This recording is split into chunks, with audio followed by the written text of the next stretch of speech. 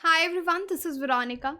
आज का टॉपिक हमारा डिस्कशन का है हार्ट अटैक इन कोविड-19। अब मैं आपको बताती हूँ कि आज हम ये बात क्यों करने वाले हैं, क्योंकि रिसेंटली आपने न्यूज़ सुनी होगी। एक जर्नलिस्ट रोहित सरदना, जिनकी उम्र भी कुछ ज़्यादा नहीं थी, पहले उनको कोविड हुआ और आज उनकी मृत्यु हो गई हार्ट अटैक की वजह से।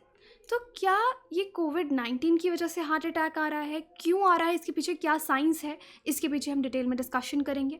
अगर आपकी कोई भी क्वेरी हो, आप मुझसे कनेक्ट कर सकते हैं फेसबुक पे, इंस्टाग्राम पे, टेलीग्राम पे, कहीं पे भी। पीडीएफ जो है वो आपको सिर्फ और सिर्फ मेरे टेलीग्राम चैनल पे ही मिलेगा। बाकी आज का डिस्कशन हम शुरू करते हैं और यही दुख भरी खबर है। सबसे पहले रोहित सरदना एक बहुत अच्छे जर्नलिस्ट थे, वेल नोन टेलीविज़न एंकर थे, जिनकी डेथ हुई। ही सकम्ड टू कोविड-19 और उसके बाद आप देख सकते हैं कि उनके हार्ट अटैक हुआ।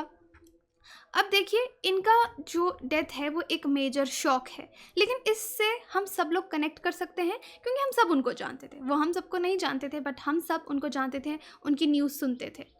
अदरवाइज़ बहुत सारी डेथ्स हो रही हैं जिस पे हम यूजुअली दुख जताते हैं, लेकिन शायद उतना कनेक्ट नहीं कर पाते क्योंकि हम उन लोगों को जानते नहीं हैं। बट एक जनरल एम्पैथी, दुख हम सबको रहता है। लेकिन जब किसी ऐसे व्यक्ति की डेथ होती है इस पैंडेमिक की वजह से, तब हमको एक बार फिर से एक रिमाइंडर मिलता है कि कोविड-19 कितना ख़तरनाक हो सकता है।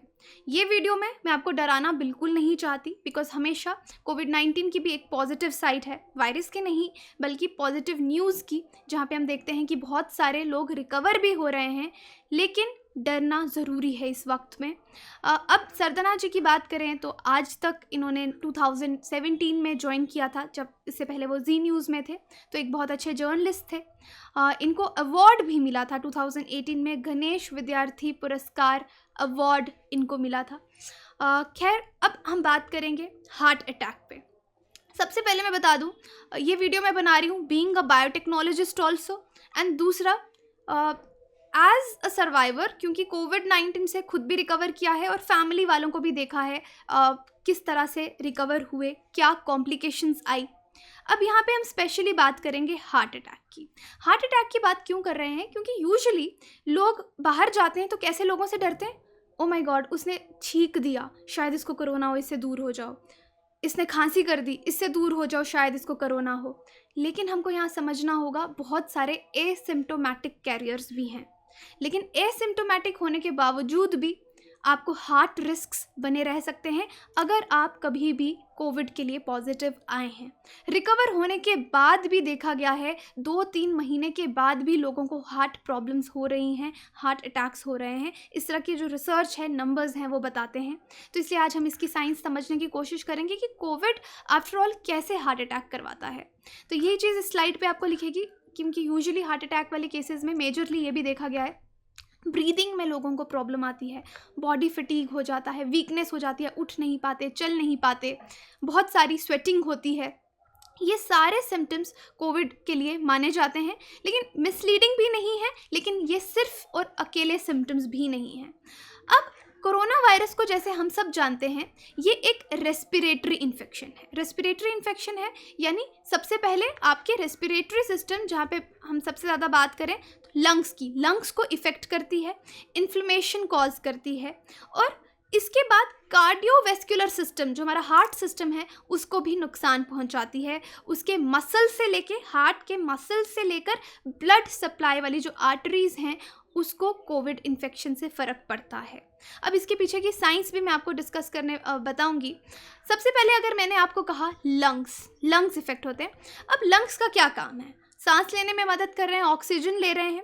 अब हार्ट क्या करता है? ऑक्सीजन लेता है लंग्स से और बाकी बॉडी के जितने टिश्यूज़ हैं वहाँ पे सप्लाई करता है। ये एक तरीका बता रही हूँ कि हार्ट अटैक कैसे आ सकता है। अब आपके लंग्स जो हैं वो इफ़ेक्टेड हो गए, लंग्स ठीक से काम नहीं कर रहे, तो ऑक्सीजन जितनी हार्ट को चाहिए ब्लड पंप करने के लिए या बाकी टिश्यूज़ तक पहुंचाने के लिए थ्रू ब्लड, वो उसको नहीं मिलेगी। हार्ट को ज़्यादा काम करना पड़ेगा, तो ओवर स्ट्रेस होके आपके मसल फटीग हो सकता है। तो यहाँ पे आपके जो मसल्स हैं हार्ट के, वो इंजर्ड हो सकते हैं। यहाँ पे आपका कोई भी कार्डियोवैस्कुलर इवेंट हो सकता है। नंबर 2, जो कोविड का वायरस है, कोरोना वायरस जो है, ये हार्ट के मसल्स को डायरेक्टली भी इन्फेक्ट करता है। अगर ये हार्ट के मसल्स को डायरेक्टली इन्फेक्ट करेगा तो बॉडी रिस्पॉन्स देती है, हमारा इम्यून सिस्टम तो काम करेगा। इन्फ्लेमेशन होगी, इन्फ्लेमेशन हमको तभी होती है जब हमारा इम्यून सिस्टम एक्टिव हो जाता है कि कोई फॉरेन पार्टिकल आ गया है, उसके खिलाफ एक्ट करो। लेकिन कई बार ये रिस्पॉन्स गलत जा सकता है, जिस तरह से, क्योंकि बॉडी भी हमारी एक मशीनरी है, कहीं पे कोई सिग्नल में प्रॉब्लम हो गई, गलत रिस्पॉन्स आ गया, तो यहाँ पे ओवर इन्फ्लेमेटरी रिस्पॉन्स की वजह से कई बार इस तरह का कार्डियक इवेंट हो सकता है, क्योंकि मसल्स जो हैं आपकी, इन्फ्लेमेशन हो जाएगी हार्ट में, ठीक से पंप नहीं कर पाएंगी। हो सकता है आपकी हार्ट बीट बहुत तेज़ हो जाए या किसी की हार्ट बीट बहुत कम हो जाए। तो इस वजह से भी कार्डियोवैस्कुलर इवेंट्स जो हैं वो हो रहे हैं। एक रीज़न मैंने आपको लंग्स का बताया कि लंग्स से ऑक्सीजन नहीं मिलती, ज़्यादा ऑक्सीजन चाहिए, हार्ट पे प्रेशर पड़ता है। दूसरा रीज़न, वायरस डायरेक्टली हार्ट की मसल्स को इन्फेक्ट करेगा, बॉडी का इन्फ्लेमेशन रिस्पॉन्स आएगा, हो सकता है सिग्नलिंग में कोई प्रॉब्लम हो जाए, हार्ट ज़्यादा बीट करने लग जाए या कम बीट करने लग जाए, जिसको हम ब्रैडिकार्डिया या टैकीकार्डिया बोलते हैं। तो उस वजह से इस तरह का इवेंट हो सकता है। देखिए, ये सब रीजंस हैं जो डॉक्टर्स को मिले हैं कि इस वजह से हार्ट अटैक हो रहा है, लेकिन इसके पीछे की केमिस्ट्री क्या है, सिग्नलिंग में कहाँ प्रॉब्लम आ रही है, अभी तक जो रिसर्चर्स हैं वो इस पे वर्क कर रहे हैं, और बहुत जल्दी होगा अगर हम इसका कोई कंक्लूजन निकालें। तो ये सब एजम्पशंस हैं जो रिजल्ट से हमको दिख रही हैं, और डॉक्टर्स सोच रहे हैं कि ऐसा ऐसा हो रहा होगा, क्योंकि यहाँ पे अल्टीमेटली हमारी बॉडी का पूरा सिस्टम, सेल्स जो हैं वो कैसे चलते हैं। बायोलॉजी में हम एक सब्जेक्ट पढ़ते हैं, सेल सिग्नलिंग। तो सेल सिग्नलिंग की बहुत डिटेल में नहीं जाऊंगी, बट यही बताऊंगी कि जिस तरह से हम नॉर्मल किसी फंक्शनिंग में जिस तरह से एयरपोर्ट्स वर्क करते हैं, सिग्नल्स जाते हैं ना, या आपकी ट्रैफिक लाइट के सिग्नल्स हैं, रेड सिग्नल आ रहा है तो ये काम करना है, ग्रीन सिग्नल आ रहा है तो ऐसे काम करना है, हमारी बॉडी भी इसी तरीके से काम करती है, इलेक्ट्रिक इम्पल्सेस सिग्नल्स के तौर पे। अगर सिग्नल में कोई भी प्रॉब्लम आ गई तो बॉडी की फंक्शनिंग पूरी खराब हो सकती है। और अल्टीमेटली अगर हार्ट में कोई भी इस तरह का कार्डियक इवेंट होता है तो कहाँ फ़र्क पड़ेगा, ब्लड पंप करने में, क्योंकि हार्ट का मेन काम क्या है, पंपिंग द ब्लड। तो जब ब्लड पे ही फ़र्क पड़ेगा तो आप देख सकते हैं कि कार्डियक अरेस्ट या फिर इस तरह की, या कोई आपकी आर्टरी ब्लॉक हो रही है, इस तरह का फ़र्क पड़ रहा है। एक और रीज़न भी है, वो मैं आपको आगे बताऊंगी। ओके, हम उसी स्लाइड पे हैं, थ्रोम्बोसिस। अब थ्रोम्बोसिस एक बहुत पूरा सिग्नलिंग का मेथड है। आपको याद होगा कि अगर हमको खून कहीं पे इंजरी हो जाती है तो हमारा ब्लड क्लॉट हो जाता है। ये क्लॉट हो जाता है ताकि ब्लड फ्लो रुक जाए, आपका जो खून है वो बहने से बच जाए। थ्रोम्बिन प्रोटीन होती है, इस तरह की प्रोटीन्स होती हैं जो ब्लड को क्लॉट करवाती हैं। लेकिन क्लॉटिंग अदरवाइज अच्छी बात है, अगर कभी हमको इंजरी होती है, इंजरी को रोकने के लिए अच्छी बात है।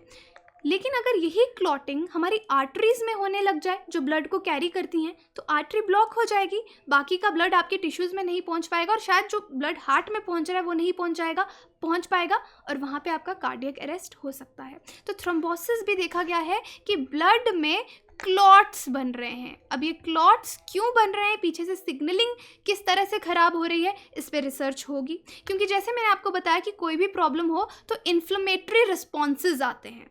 अब अगर हमको इंजरी हो गई तो बॉडी एकदम से ब्रेन को सिग्नल देगी, जल्दी जल्दी ब्लड को क्लॉट करो, ये वाला प्रोटीन को यहाँ पे भेजो और ब्लड क्लॉट हो और फ्लो होने से रुके, राइट। लेकिन कुछ गलत सिग्नलिंग जा रही है, ओवर इन्फ्लेमेटरी रिस्पॉन्स हो रहा है कि वो जो ब्लड है वो हमारे आर्टरीज में ही क्लॉट हो रहा है। तो ये भी एक रीज़न है हार्ट अटैक आने का, कार्डियक अरेस्ट होने का, या कोई भी कार्डियक इवेंट होने का।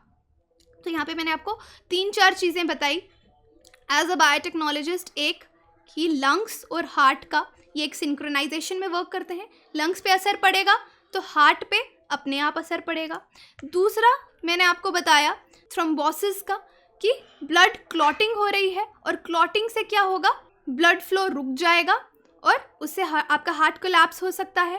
तो यही कुछ, और तीसरा आ गया हमारा इन्फ्लेमेटरी रिस्पॉन्सेस, जो कि रीजंस हो सकते हैं। तो अभी इन पे कुछ भी एकदम कंक्लूसिवली कहना कि इसी वजह से हार्ट अटैक आ रहा है, दैट वॉन्ट बी राइट, क्योंकि इसके लिए भी बहुत लंबी रिसर्च की ज़रूरत है, बट ये इवेंट्स हो रहे हैं। तो इसके चलते यहाँ पे एज एन इन्फॉर्मेशन वीडियो में आपको यही बोलना चाहूँगी कि अगर कोई भी कोविड पॉजिटिव आ रहा है तो जितने भी टेस्ट रिक्वायर्ड हैं रेस्पिरेटरी सिस्टम के साथ साथ कार्डियोवैस्कुलर सिस्टम के, वो भी ज़रूर करवाए जाए, क्योंकि अगर जल्दी पता चल जाएगा तो हर चीज़ का इलाज है। तो आप देख सकते हैं यहाँ पे जिन लोगों को हार्ट प्रॉब्लम्स हुई हैं, ऐसा नहीं है कि उनको बहुत ज़्यादा कोविड का इन्फेक्शन हो गया था, माइल्ड इन्फेक्शन वालों को भी हार्ट इवेंट्स देखे गए हैं, मॉडरेट वालों को भी कार्डियक इवेंट्स देखे गए, और जिनकी सीवियर कंडीशन है उनमें भी इस तरह के इवेंट्स देखे गए हैं। और इनफैक्ट रिसर्च और नंबर्स ये भी बताती है कि लोग रिकवर होने के बाद 2-3 महीने बाद भी अगर वो चेक करवाने के लिए जाते हैं तो उनको हार्ट इश्यूज आ रहे हैं। तभी कहा जाता है कि अगर कोई कोविड से रिकवर कर रहा है वो एकदम तेज़ एक्सरसाइजेस शुरू ना करे, एटलीस्ट 6 to 8 वीक्स का ब्रेक ले और धीरे धीरे वापस से जो अपनी एक्सरसाइज की रिजीम है उसको धीरे धीरे शुरू करें, वॉकिंग से शुरू कर सकते हैं। तो यहाँ पे यही बताया जा रहा है कि जो एबनॉर्मलिटीज़ हैं पेशेंट्स में हार्ट को लेके, कुछ केसेस ऐसे लगे पूरी तरीके से हार्ट ब्लॉक हो गया, तो अभी इनको समझने की, ये जो इको कार्डियोलॉजी इश्यूज़ हैं इनको समझने की कोशिश जो है वो चल रही है। और लॉन्ग कोविड सिम्टम्स ये एक नई चीज़ है जो रिसर्चर्स देख रहे हैं कि रिकवर होने के बाद भी लंबे समय तक कोविड के सिम्टम्स चल रहे हैं। This is true because this is happening with me too, because जब कोविड हुआ था उस टाइम हम लोग रिकवर कर गए 20 दिन में, लेकिन अभी तक कुछ ऐसे सिम्टम्स हैं जो नहीं गए। Like we have joint pains, we have shortage of memory, काफ़ी चीज़ें भूल जाती हैं और ज़्यादा एफर्ट लगता है कॉन्सेंट्रेट करने में। जैसे मैं लेक्चर प्रिपेयर करती हूँ तो मुझे पहले कम टाइम लगता था, अभी डबल टाइम लगता है इसको प्रिपेयर करने के लिए, मेमोराइज करने के लिए। तो ये चीज़ें इफेक्ट कर रही हैं और पेशेंट्स में देखी गई हैं। अब ये क्यों कर रही हैं उस पर रिसर्च चल रही है, बट दिस इज़ हैपनिंग। और चेस्ट पेन के साथ साथ कोविड सिम्टम्स बाकी भी आपने देखे हैं, फटीग, डिफ़िकल्टी कॉन्सेंट्रेटिंग, हेडेक्स, ये सब थोड़े लॉन्ग सिम्टम्स हैं। अब हार्ट पे प्रेशर एंजाइटी की वजह से भी पड़ता है, साइकोलॉजिकल इश्यूज़ की वजह से भी पड़ता है, बहुत ज़्यादा न्यूज़ हम देखते हैं तो भी घबरा जाते हैं। तो इन चीज़ों को अवॉइड भी करना है लेकिन डरना भी ज़रूर है, क्योंकि हार्ट अटैक को रोकना है। और ऐसा नहीं है कि हम हार्ट अटैक आएगा ही आएगा जिसको कोविड हुआ है, लेकिन अपने प्रॉपर एग्जामिनेशंस करने हैं क्योंकि इसकी ट्रीटमेंट है।